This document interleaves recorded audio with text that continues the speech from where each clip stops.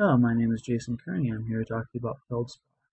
FeldSpar is a unit testing framework that I developed for F Sharp, from F Sharp. It's kind of rough, so I'm really looking forward to some good input from other users. That's why I'm making these videos. If you haven't seen the Getting Started video, I highly recommend you take a look at it. But for right now, what we're going to focus on in this video is just how do you create a basic unit test. So let's go ahead and get started. All right, so looking at the test code here, let's go ahead and create our first unit test. We're going to create it right underneath here. And the way we're going to do that is we're going to give an identifier. In this case, we're going to look at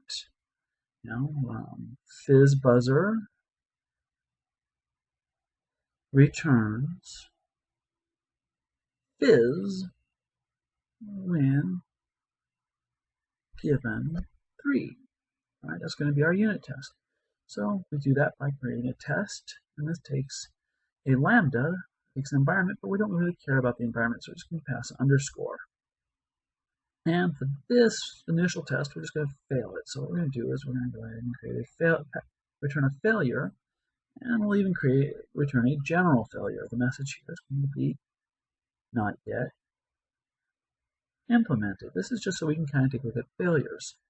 So take a look here. When we run it, you'll see the console come up, and you'll see that we have a fizz buzz returns fizz when given 3 failed, general failure not implemented yet. All right, so what we're going to do here now is we're going to go ahead and fix this unit test. All right, so we're going to do that. Let's go ahead and add some formatting. We can get rid of this failure, and let's go ahead and create a result. We're going to set that equal to fizz buzzer. We're going to pass that a value of 3. Now we're going to look at result. Now expects to be fizz. Now we got to give it a good fill string. So we're just going to really quickly here. Now %s not equal to %s. Let's even make it better by wrapping it in quotes. So quote %s not equal to quote %s. Both have end quotes. Let's run that. Let's take a look how that looks. Ready? Comes up. You'll see here fizz buzzer fizz when given 3 failed. Expectation failure. Fizz not equal to nan. Well, expectation failures is what this really is. Didn't meet the expectation. So let's go ahead and close that. Let's make it pass. We're going to do this really easily for this, and we're just going to hard code it. So we're going to go up to nan here. So let's go ahead and go up to nan, and we're going to hard code that to fizz. Now we're going to run this test again, and you'll see that it failed 0 out of 1.